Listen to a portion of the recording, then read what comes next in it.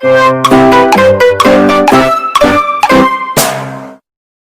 दोस्तों आज की वीडियो में हम कक्षा 7 सामाजिक विज्ञान चैप्टर नंबर 6 का पार्ट नंबर 2 करेंगे।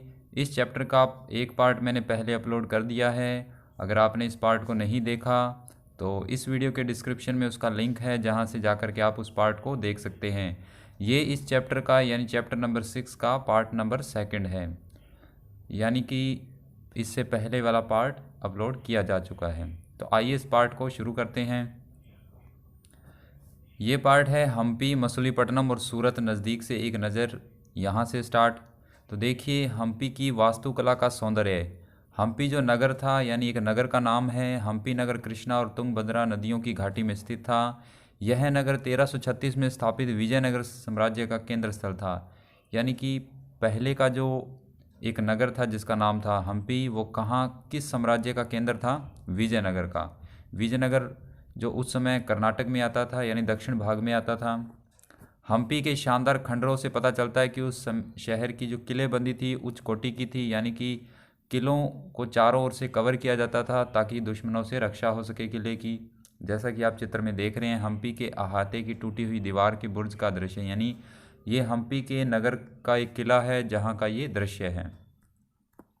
फिर देखिए हम्पी के यानी कि खंडरों से ये पता चलता है। और उसके बाद किले की दीवारों के निर्माण में कहीं भी गारे चूने जैसी किसी भी जोड़ने वाली मसाले का प्रयोग नहीं किया गया, यानी उस समय गारे या चूने का प्रयोग दीवारों को जोड़ने के लिए नहीं किया गया था। और शिलाखंडों को आपस में फंसाकर गूंथा गया था, यानी कि जो शिलाखंड थे, पत्थर थे, उनको आपस में मिला करके, टकरा करके उनको गूंथ दिया गया था। तो ये जैसे कि आप चित्र में देख सकते हैं, हम्पी एक नगर था। कहाँ था? विजयनगर में था, जो उस समय दक्षिणी भाग यानी भारत के दक्षिणी भाग यानी कर्नाटक में आता था। फिर देखिए किलाबंद नगर। एक किलाबंद नगर, एक पुर्तगाली यात्री डोमिंगो पेज ने 16वीं शताब्दी में हम्पी नगर का वर्णन इस प्रकार से किया कि गोवा से आने वाले लोग जिस प्रवेश द्वार से गुजरते हैं, उसके द्वार के भीतर राजा ने एक अत्यंत सुदृढ़ प्राचीनबद्ध नगर बसा रखा है। और यह जो नगर है दीवारों और बुर्जों से सुरक्षित है। ये दीवारें नगरों की दीवारों जैसी नहीं थी, बल्कि बहुत मजबूत राजगिरी का एक ऐसा नमूना है, अन्य भागों में बहुत कम देखने को मिलेगा। तो यानी कि ये उस समय की बात की गई है कि किले बंद क्यों थे, यानी किलों को चारों ओर से कवर क्यों किया गया था। तो ये एक पुर्तगाली यात्री के द्वारा लिखा गया कुछ वर्णन है। देखिए इसके साइड में लिखा कि अपने शासनकाल में विजयनगर के शासकों ने जलाशय व नहरों का निर्माण करवाया। और मालदेवी नदी के ऊपर 1.37 किलोमीटर लंबे मिट्टी के बांध वाले अनंतराज सागर जलाशय का निर्माण हुआ। कृष्ण देव राय ने दो पहाड़ियों के बीच एक विशाल पत्थर बांधकर यानी प्रस्तर बांधकर निर्माण विजयनगर के निकट एक विशाल झील के निर्माण के लिए किया, जहां से जल को जल सेतु और नहरों द्वारा बगीचों और खेतों तक सिंचाई के लिए पहुंचाया जाता था। तो देखिए यानी जो उस समय का राजा था कृष्ण देव राय, उसने वहाँ विजयनगर में, विजयनगर का जो राजा था कृष्णदेव राय, वहाँ की जो सिंचाई व्यवस्था थी उसके लिए उसने नहरों का निर्माण करवाया। फिर देखिए हम्पी की जो वास्तुकला थी विशेष प्रकार की थी। वहाँ के जो शाही भवन थे वो भव्य मेहराब और गुंबद थे, यानी कि उन पे नक्काशी की गई थी। और कई जो स्तंभ थे, कई विशाल कक्ष थे जिनमें मूर्तियों को रखने के लिए आले बने हुए थे। वहाँ सुनियोजित बाग बगीचे भी थे, जो कमल और टोडों की आकृति वाले मूर्तिकला के नमूने थे। यानी कि वहाँ की वास्तुकला, चित्रकला के बारे में बात कर रहा है कि वहाँ की जो इमारतें थी किस प्रकार से बने हुई थी, यानी कि इमारतें किस प्रकार की बनी हुई थी। 15वीं-16वीं शताब्दी के अपने स्मृति काल में हम्पी कई वाणिज्यिक और सांस्कृतिक गतिविधियों से गुंजायमान रहता था। उन दिनों हम्पी के बाज़ारों में मुस्लिम सौदागर, यानी कि जो दूसरे देशों से आए हों, चेटियों और पुर्तगालियों जैसे यूरोपीय व्यापारियों के एजेंटों का जमघट बना रहता है, यानी दूसरे देश से यहाँ लोग उस नगर में आते थे व्यापार की दृष्टि से, व्यापार करने के लिए। देखिए चित्र में कहा गया है कि चित्र 7, हम्पी के विट्ठल मंदिर का पत्थर का बना रथ। देखिए ये मंदिर का एक दृश्य है जिसमें पत्थर का बना हुआ एक रथ का दृश्य दिखाया गया है, यानी ये हम्पी नगर के मंदिर का बाहर बना हुआ एक रथ है जो इस चित्र में आप देख रहे हैं। मंदिर सांस्कृतिक गतिविधियों का केंद्र था। और देवदास या विरूपाक्ष मंदिर, यानी शिव के मंदिर के अनेक स्तंभ वाले विशाल कक्षों में देव प्रतिमा, राजा, प्रजाजन और उसके समक्ष नृत्य किया करती थी, यानी कि जो वहाँ की दासियाँ थी, देवदासियाँ, वो इनके समक्ष नृत्य किया करती थी। महानवमी पर, जो आज दक्षिण में नवरात्रि पर्व कहलाता है, उन दिनों हम्पी में एक अत्यंत महत्वपूर्ण पर्व था। पुरातत्वविदों ने उस महानवमी पंच मंच को खोज निकाला जहां राजा अपने अतिथियों का स्वागत करता था और अधीनस्थ व्यक्तियों के नजराने उपहार लिया करता था। जो उससे नीचे व्यक्ति थे और जो उन राजा के लिए क्या लाते थे, गिफ्ट लाते थे। वहीं विराजमान होकर राजा नृत्य, संगीत, मल्लयुद्ध के कार्यक्रम भी देखा करता था, यानी युद्ध के कार्यक्रम भी देखता था। 1565 में दक्कनी सुल्तानों गोलकुंडा, बीजापुर, अहमदनगर, बरार और बीदर के शासकों के हाथों विजयनगर की पराजय के बाद हम्पी का विनाश हो गया। यानी कि आपको पता है अभी पहले के समय में युद्ध होते थे, तो विजयनगर का जो युद्ध हुआ, जो साथ में लगने वाले क्षेत्र थे और कौन कौन से, जैसे गोलकुंडा, बीजापुर, अहमदनगर और बरार और बीदर, ये शासक थे और विजयनगर का जो शासक था, इनमें युद्ध हुआ। बाद में विजयनगर का एक शहर था, क्षेत्र था हम्पी, उसका विनाश हो गया, यानी वो ख़त्म हो गया, युद्ध में ध्वस्त हो गया, तबाह हो गया। सूरत पश्चिम का प्रवेश द्वार। सूरत वर्तमान में गुजरात में है और ये एक व्यापारिक केंद्र रहा है बहुत लंबे समय तक, और वाणिज्यिक केंद्र, एक ऐसा स्थान जहां विभिन्न उत्पाद केंद्रों से आने वाला माल खरीदा और बेचा जाता है। तो सूरत जो गुजरात में है, मुगल वंश से लेकर के बहुत लंबे समय तक एक व्यापार की दृष्टि से एक बहुत ही उपयोगी महत्वपूर्ण केंद्र रहा है। तो देखिए, सूरत ओरमुज की खाड़ी से होकर पश्चिमी एशिया के साथ व्यापार करने के लिए मुख्य द्वार था। सूरत को मक्का का प्रस्थान द्वार भी कहा जाता था। बहुत से हज यात्री जहाँ से यहीं से रवाना हो, यानी जब हज यात्रा के लिए लोग जाते थे तो यहीं से रवाना होते थे, तो ये एक मुख्य प्रवेश द्वार माना जाता था। सूरत एक नगर था जहाँ सभी जातियों और धर्म के लोग रहते थे। 17वीं शताब्दी में पुर्तगाली, डच और अंग्रेजों के कारखाने, माल गोदाम थे। अंग्रेज इतिहासकार ओविंगटन ने 1689 में सूरत बंदरगाह का वर्णन करते हुए लिखा कि किसी भी एक वक्त पर विभिन्न देशों के औसतन 100 जहाज इस बंदरगाह पर लंगर डाले खड़े देखे जा सकते थे। यानी उस समय इस बंदरगाह पे, जो कि समुद्र के किनारे था, ये 100 से ज़्यादा जहाज़ों को देखा जा सकता था, माल उतारते हुए और माल को ढोते हुए और खड़े हुए। फिर देखिए, सूरत में एक ऐसी अनेक दुकानें थी जो सूती कपड़ा थोक फुटकर कीमतों पर बेचती थी। सूरत के वस्त्र अपने सुनहरे यानी गोटा, किनारियों, जरी के काम के लिए प्रसिद्ध था और उनके लिए पश्चिम एशिया, अफ्रीका, यूरोप के बाज़ार उपलब्ध में थे। यानी कि इनका जो व्यापार होता था ये एशिया, अफ्रीका और यूरोप के बाज़ारों में होता था। राज्य ने विश्व के सभी भागों में नगर में आने वाले लोगों की आवश्यकताओं को पूरा करने के लिए विश्राम गृह बना रखे थे। जो लोग दूसरे देशों से आते थे वो यहाँ पर विश्राम गृह में ठहरते थे, यानी रहने की व्यवस्था थी। और इसके बाद देखिए, रेड कलर से लिखा हुआ हुंडी क्या है। एक ऐसा दस्तावेज जिसमें एक व्यक्ति द्वारा जमा कराई गई रकम दर्ज रहती थी। हुंडी को कहीं अन्यत्र प्रस्तुत करके जमा की राशि प्राप्त की जा सके। हुंडी जैसे कि आज के ज़माने में बैंक के दस्तावेज होते हैं, बैंक की कॉपी होती है, तो वैसे हुंडी उस समय में एक दस्तावेज होता था जिसमें रकम जमा होती थी। फिर उस दस्तावेज को कहीं और दिखा करके वो रकम को वापस प्राप्त किया जा सकता था। फिर इधर है, यहाँ भव्य और मनोरंजक स्थल थे। सूरत में काठियावाड़ी सेठों और महाजनों की बड़ी बड़ी कंपनियां थी। उल्लेखनीय कि सूरत से जारी की गई हुंडियों को दूर तक मिस्र में काहिरा, इराक में बसरा, बेल्जियम के एंटवर्प में के बाज़ारों में मान्यता प्राप्त थी। यानी कि यहाँ की जो हुंडियाँ थी, एक खाता बही कह लीजिए, एक दस्तावेज कह लीजिए, उसकी डिमांड दूर दूर तक थी। किंतु 17वीं शताब्दी के अंतिम वर्षों में सूरत का भी अधपतन प्रारंभ हो गया, यानी सूरत का भी विनाश होना शुरू हो गया।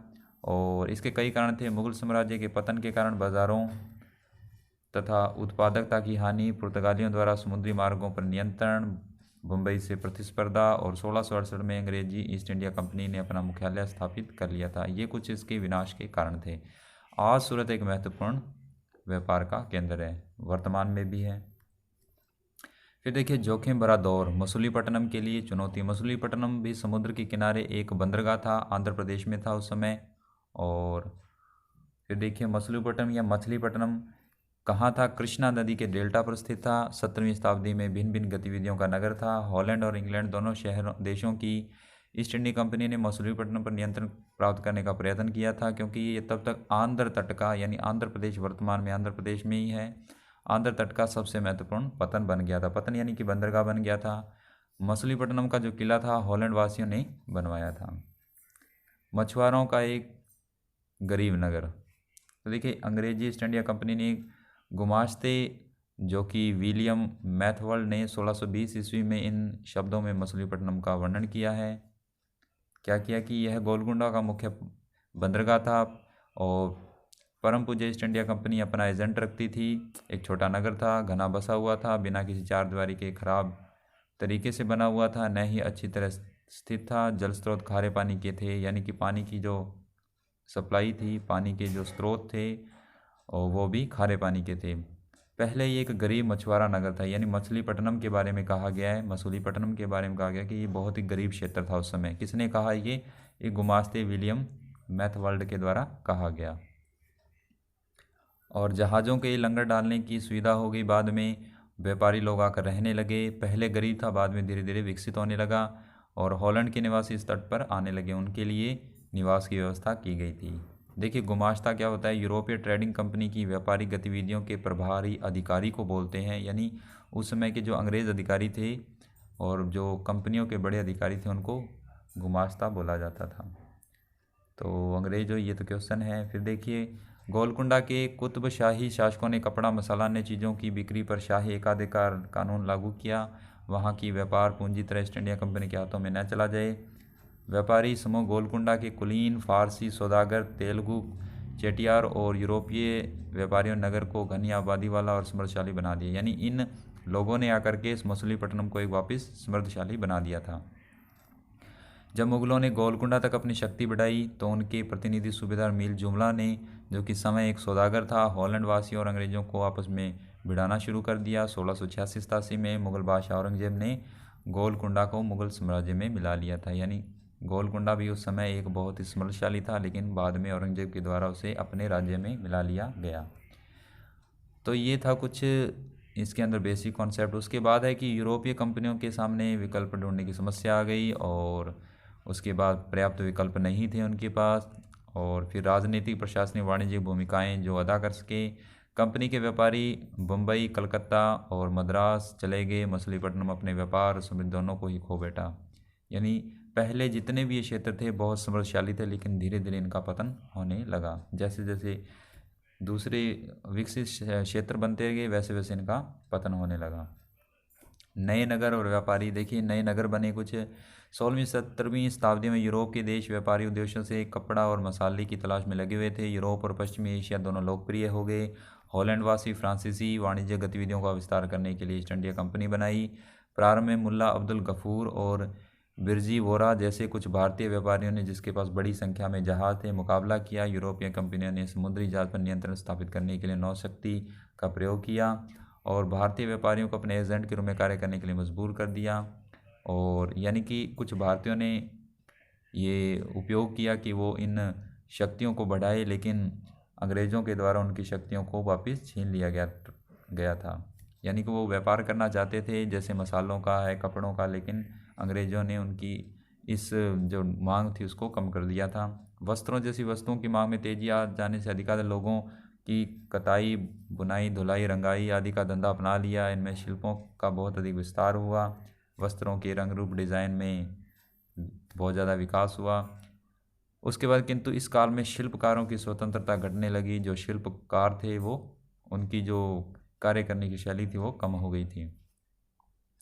फिर देखिए, शिल्पी जन पेशगी की प्रणाली पर काम करने लगे, जिनका अर्थ था कि उन्होंने जिन समूह यूरोपीय एजेंटों से पहले की पेशगी ले थी उन्हीं के लिए उन्हें कपड़ा बुनना होता था। यानी वो किसी के अंडर में रह करके काम करने लगे। बुनकरों को अपना कपड़ा, बुनाई के नमूने बेचने की स्वतंत्रता नहीं थी, यानी कोई व्यक्ति अपना खुद का व्यापार नहीं कर सकता था। अंग्रेज़ों के अंडर में रह करके वो कार्य करने पड़ते थे। कंपनी के अनुसार अगर कंपनी कहती थी तो ही ये कार्य करने पड़ते थे। उस समय के बम्बई, कलकत्ता, मद्रास नगर बहुत ही विकसित नगर थे, चाहे वो शिल्प के क्षेत्र में हो, चाहे वाणिज्य के क्षेत्र में हो।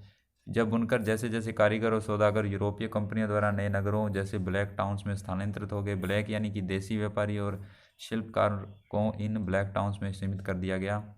और गोरे शासकों ने मद्रास में फोर्ट जॉर्ज और सेंट जॉर्ज और कलकत्ता में फोर्ट सेंट विलियम की शानदार कोठियों में अपने आवास बनाए। यानी अंग्रेज़ों ने अपने लिए बहुत ही सुविधाजनक किले बनवाए और बाकी लोगों के लिए ऐसा कुछ भी उन्होंने नहीं किया, क्योंकि वो उनके अधीन हो गए थे दूसरे व्यापारी। क्योंकि अंग्रेज़ जैसा कार्य करवाते थे वैसा ही भारतीयों को करना पड़ता था, यानी हम उनके गुलाम इसलिए तो थे।